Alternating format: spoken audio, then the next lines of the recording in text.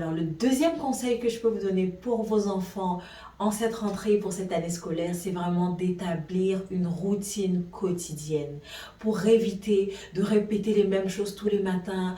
Fais ton lit, enlève ton pyjama, habille-toi, range ton sac, prépare ton sac, mets ta boîte à lunch, etc., etc. Si vous établissez une routine déjà toute faite qui est écrite sur un tableau où l'enfant sait ce qu'il doit faire lorsqu'il rentre, enlève tes chaussures, tu les ranges, tu laves tes mains, tu te prépares à faire tes devoirs, etc., etc. Lorsque la routine est établie, vraiment ça vous évite des discours inutiles, ça vous évite des frustrations inutiles. Votre enfant sait déjà ce qu'il doit faire.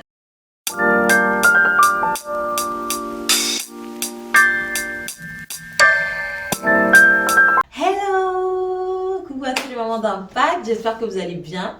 Moi c'est Sandra, mariée mère de 4 enfants, bienvenue sur ma chaîne. Alors sur cette chaîne on parle d'éducation des enfants, de maternité et aussi de féminité. Alors pour cette vidéo, je vous retrouve pour partager avec vous quelques conseils qui pourront, je l'espère, vous être utiles pour la rentrée. Ce sont peut-être des conseils qui sont un peu inhabituels, que vous n'avez pas forcément l'habitude d'entendre, mais j'espère que ces conseils vous seront utiles et qui vous aideront à préparer au mieux la rentrée et l'année scolaire de vos enfants. C'est parti pour la vidéo.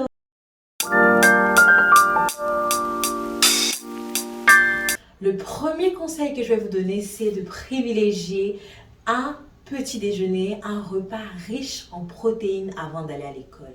Parce que si vos enfants mangent des aliments trop sucrés ou trop gras le matin, il y a de fortes chances qu'ils soient trop agités au fil de la journée et qu'ils n'aient pas suffisamment d'énergie pour tenir sur le long terme, ou du moins pour tenir jusqu'à l'heure du déjeuner ou du dîner.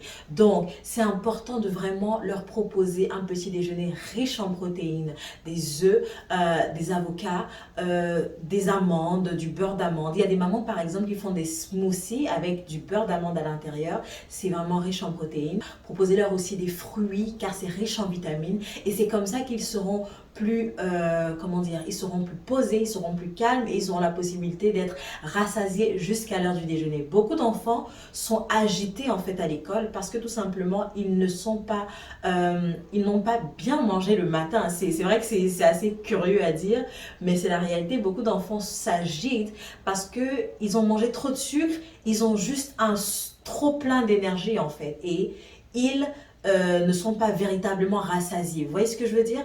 Donc c'est là que les aliments riches en protéines sont importants parce que ça les rassasie et ça leur permet de tenir pendant une longue période. Alors le deuxième conseil que je peux vous donner pour vos enfants en cette rentrée, pour cette année scolaire, c'est vraiment d'établir une routine quotidienne pour éviter de répéter les mêmes choses tous les matins. Fais ton lit, enlève ton pyjama, habille-toi, range ton sac, prépare ton sac, mets ta boîte à lunch, etc., etc. Si vous établissez une routine déjà toute faite qui est écrite sur un tableau où l'enfant sait ce qu'il doit faire lorsqu'il rentre, enlève tes chaussures, tu les ranges, tu laves tes mains, tu te prépares à faire tes devoirs, etc., etc. Lorsque la routine est établie, vraiment ça vous évite des discours inutiles, ça vous évite des frustrations inutiles. Votre enfant sait déjà ce qu'il doit faire. Moi par exemple, j'ai une routine que j'ai trouvée sur internet et que j'ai modifiée pour qu'elle s'adapte à mon quotidien avec mes enfants. Donc mon fils aîné qui sait lire, il lit toutes les étapes et il les pratique en fait au fur et à mesure. Mais pour les autres qui ne savent pas lire, il y a des images à côté où il voit exactement ce qu'il doit faire, des images qui illustrent en fait toutes les tâches qu'il doit faire au fil de la journée. Donc c'est important d'établir une routine journalière, une routine quotidienne pour vos enfants, pour vous éviter de parler. Parfois même, je n'ai même pas besoin de parler, je rentre dans leur chambre, je dis « Ah, alors ça, vous avez dressé vos lits, c'est bien, vous avez enlevé les pyjamas, c'est bien, je mets des stickers et à la fin de l'année, en fait, comment est-ce que je procède? C'est qu'à la fin de l'année, je comptabilise les stickers, celui qui a le plus de stickers aura beaucoup de cadeaux. Donc c'est comme ça que je les encourage à respecter leur routine et ça m'évite de parler tout le temps, de répéter les mêmes choses. Donc n'hésitez pas à établir une routine quotidienne et journalière pour vos enfants. Alors, le troisième conseil que je peux vous donner pour cette rentrée, pour l'année scolaire, c'est vraiment un conseil très important. Lorsque vos enfants rentrent de l'école, asseyez-vous avec eux. Parlez avec eux, faites le bilan de la journée. Demandez-leur ce qu'ils ont appris à l'école, c'est très important. Et par ce qu'ils ont appris à l'école, je ne parle pas forcément de ce que le maître ou l'enseignant ou le professeur leur a dit, je parle également de tout ce qu'ils ont entendu. Parce que vous verrez que beaucoup de choses, beaucoup de mauvaises, comment dire, de mauvaises attitudes, de mauvais comportements, de mauvais mots ou de mauvaises valeurs que nos enfants ramènent à la maison, c'est parce qu'ils l'ont appris d'un camarade, ils l'ont appris dans la cour de récréation, quelqu'un leur a dit ci, quelqu'un leur a dit ça, et ils rassemblent toutes ces informations-là, ils rentrent avec à la maison. Mais quand ils rentrent, que vous ne leur parlez pas, vous ne pouvez pas le savoir. Moi, j'ai pris l'habitude de le faire lorsque mon enfant a commencé l'école, il avait 5 ans, il était donc en classe de maternelle, ou c'est l'équivalent de la grande section dans d'autres pays, je lui demandais par exemple ce qu'il faisait, ce qu'il apprenait à l'école, qu'est-ce qu'on lui a appris. Et il m'avait dit que, ah maman, on a appris, on a parlé des émotions, tu peux ressentir la tristesse, la colère, le bonheur, etc., la peur, etc. Et il me citait des émotions comme ça. Et bizarrement, j'avais remarqué que mon enfant était devenu très colérique. Il était devenu colérique, il se fâchait pour un rien. Et je me suis dit, ah c'est bizarre parce que il y a certainement une corrélation entre ce qu'il entend à l'école et la manière dont il se comporte parce qu'il n'était pas comme ça avant de commencer l'école, vous voyez? Donc, j'ai donc pris rendez-vous avec sa maîtresse, un rendez-vous téléphonique pour pouvoir lui parler. Je lui ai expliqué que madame, c'est bien d'enseigner les émotions aux enfants, mais cet enseignement n'a pas vraiment de sens si vous ne leur apprenez pas à maîtriser leurs émotions. Parce que moi, en tant que chrétienne, j'ai des valeurs. La parole de Dieu m'enseigne par exemple la tempérance, la maîtrise de soi. Si vous parlez de la colère à un enfant, vous lui parlez de la peur, vous lui parlez de ci, de X, Y, est-ce que vous lui apprenez à maîtriser ses émotions ou vous lui apprenez juste à changer d'émotion toutes les 2 minutes en fait, à être quelqu'un de lunatique? Moi, je trouve que ce n'est pas sain d'apprendre les émotions à un enfant si on ne lui apprend pas à maîtriser ses émotions. Elle me dit, oui madame, c'est vrai, vous avez raison, c'est vrai qu'on n'en parle pas forcément et les parents, ça les intéresse pas forcément, mais c'est vrai que vous suscitez vraiment de l'intérêt et c'est très important d'en parler. Je lui dis, oui, mais madame, j'ai remarqué un changement de comportement chez mon enfant, donc ça veut dire que l'enseignement que vous lui prodiguez, ça a un impact direct sur son comportement. Donc il faut que je vous en parle. Si je parle à mes enfants des émotions, je vais lui apprendre des valeurs qui permettent de contrôler ses émotions. Je vais lui apprendre des valeurs qui permettent de dominer ses émotions. Et même en ce qui concerne les émotions, il y a plusieurs nuances. C'est-à-dire que lorsqu'on parle de colère, par exemple, il y a des colères qui sont justifiées, des colères qui sont injustifiées. Pourquoi est-ce qu'une colère est justifiée? Pourquoi est-ce qu'une colère est injustifiée? Et qu'elle soit justifiée ou non, comment la maîtriser? C'est très important. Et quand j'ai parlé donc à la maîtresse de ça, je lui ai dit qu'à l'avenir, j'aimerais que lorsque vous parlez de sujets aussi sensibles avec mon enfant, que vous me préveniez ou que vous m'en fassiez au moins le compte rendu parce que je ne peux pas voir que son comportement change et je ne sais pas d'où ça vient. C'est pour ça que je me suis rendu compte que c'est très important de faire le bilan de la journée avec votre enfant et de lui demander ce qu'il a appris. Et une deuxième anecdote, je me souviens, mes enfants par exemple, ils dorment dans le noir dès leur naissance et ils n'avaient jamais eu peur du noir. Et un jour donc, avant de le coucher, je l'ai couché, j'ai éteint la lumière.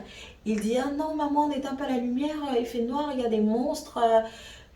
Je dis, quoi? Mais pourquoi j'éteins pas la lumière? J'éteins la lumière tous les soirs. Pourquoi il y aurait des monstres tout à coup? Il me dit, oui maman, tu sais, Hugo à l'école, il m'a dit que quand il dort dans le noir, il voit des monstres et il a peur. Je dis, écoute. Donc je lui ai dit, écoute, si tu vois un monstre, tu cries au nom de Jésus, le monstre va s'en aller. Premièrement. Deuxième chose, quand tu iras à l'école, tu diras à Hugo que s'il voit des monstres, qu'il crie au nom de Jésus et le monstre va disparaître. Et depuis ce jour-là, il ne m'a plus jamais dit de ne pas éteindre la lumière parce qu'il voit des monstres. Vous voyez? C'est-à-dire que les enfants, en fait, c'est comme des éponges, en fait. Ils peuvent être influencés de partout, influencés par leurs enseignants, influencés par leurs camarades d'école, influencés par tout le monde. Donc c'est pour ça que c'est important de leur parler lorsqu'ils rentrent de l'école.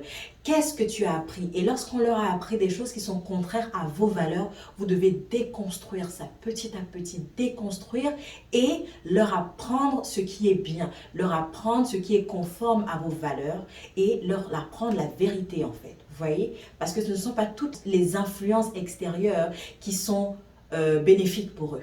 Bien souvent, les influences extérieures sont néfastes pour vos enfants. Donc, faites avec eux le bilan de la journée. C'est très important. Alors, le quatrième conseil que je peux vous donner pour cette année scolaire, c'est privilégier les révisions quotidiennes. Vérifiez les cahiers de vos enfants, les devoirs de vos enfants dès le début de l'année. Et n'attendez pas que ce soit le moment des examens pour dire « Ah, donne-moi tes cahiers, c'est quoi les points sur lesquels tu as des lacunes, etc. Quels sont tes points faibles, quels sont tes points forts on va travailler. » Si vous commencez dès le début de l'année, c'est le meilleur moment pour vous d'identifier leurs lacunes, d'identifier leurs faiblesses et de les aider pour que lorsque le moment des examens arrivera, qu'ils soient déjà préparés. N'attendez pas le moment crucial en fait pour travailler les notions essentielles. Commencez à détecter en fait leurs failles dès le début de l'année pour les aider au quotidien durant l'année scolaire. C'est vraiment, vraiment très important. Dernier conseil que je peux vous donner, et c'est vraiment pour moi le plus important, n'exposez pas vos enfants aux écrans avant d'aller au lit. N'exposez pas vos enfants aux écrans avant d'aller au lit. Alors, au-delà de tous les discours qu'on a pu entendre sur les écrans, c'est vrai qu'il y a plusieurs vidéos, plusieurs psychiatres, pédopsychiatres qui parlent des écrans, etc. sur le net. C'est important de savoir quand même que les écrans émettent ce qu'on appelle des ondes électromagnétiques. Et ces ondes électromagnétiques peuvent être assez dangereuses pour le système immunitaire de vos enfants et pour le système de reconstruction cellulaire de vos enfants. Les écrans peuvent donc être très néfastes parce que lorsque nous dormons, notre corps produit une hormone qu'on appelle la mélatonine. La mélatonine, c'est vraiment une hormone essentielle à notre régénération cellulaire, au renforcement de notre système immunitaire. Or, l'exposition à des ondes électromagnétiques peut bloquer la production de mélatonine pendant plus de 4 heures. Donc, c'est vraiment très important à savoir. C'est-à-dire que si vous exposez vos enfants à des ondes électromagnétiques juste avant d'aller au lit, il y a plusieurs sources d'ondes électromagnétiques, ce n'est pas que les écrans. Je vous invite à vraiment aller faire vos recherches parce que c'est un sujet qui peut être assez controversé et c'est un sujet assez technique vu que je ne suis pas médecin ou membre du corps médical. Je ne veux pas rentrer dans les détails, mais il faut savoir que lorsque vous exposez vos enfants à ces ondes-là juste avant d'aller au lit, ça peut bloquer en fait, ça peut inhiber leur production de mélatonine durant leur sommeil. Donc c'est important de savoir qu'il faut éviter les écrans avant d'aller au lit.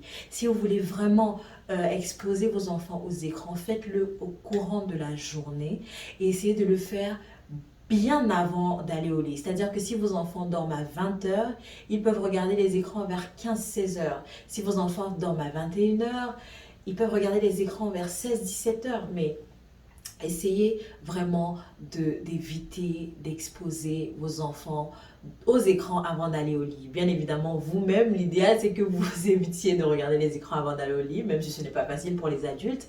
Mais je trouve que c'est d'autant plus néfaste pour les enfants parce que leur système immunitaire, leur système cellulaire est encore en pleine croissance. C'est vraiment en pleine croissance et leur système immunitaire et cellulaire doit croître de façon optimale. C'est-à-dire, on doit leur donner toutes leurs chances de croître et d'être en bonne santé. C'est vraiment important d'éviter d'exposer nos enfants aux écrans avant d'aller au lit. Alors c'est tout pour la vidéo d'aujourd'hui, j'espère qu'elle vous aura plu, j'espère que ces conseils vont vraiment vous être utiles durant l'année scolaire. C'est des conseils inhabituels, ça c'est clair, vous n'avez pas forcément l'habitude de les entendre, mais j'estime que c'est c'était quand même des conseils assez nécessaires et des conseils qui peuvent vraiment aider certaines mamans. Ce sont des conseils qui peuvent vraiment aider une maman durant cette année scolaire. Donc si cette vidéo vous a plu, je vous invite à la liker, la partager à une maman qui pourrait être intéressée, partagez-la autour de vous et surtout abonnez-vous à la chaîne YouTube Une Maman d'Impact. Allez également visiter notre plateforme unemamand'impact.com. Donc je vous dis à très bientôt pour une toute nouvelle vidéo. Ciao ciao.